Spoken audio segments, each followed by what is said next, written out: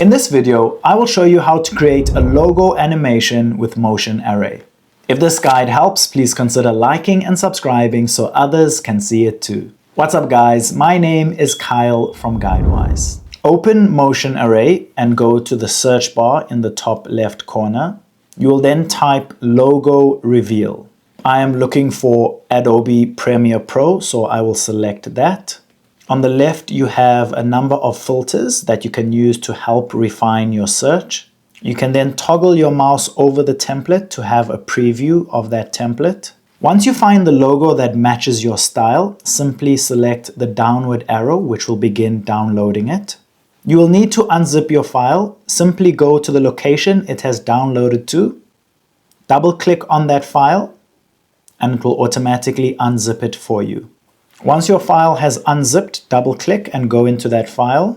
You will then see a file that says spinninglogoloop.prproj. This is the project file. You can then right-click this and select Open with Premiere Pro, or double-click it and it should automatically open with Premiere Pro.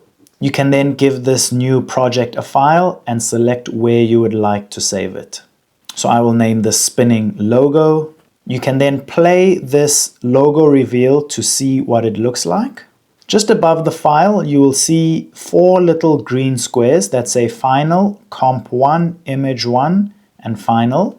If you would like to add your own logo, simply select Image 1, delete the file that is in there, and if you are using a Mac, you can press Command I, which will then allow you to add your own logo. Select your logo and choose Open. You will now see that my logo Unfiltered Talk has appeared and is spinning.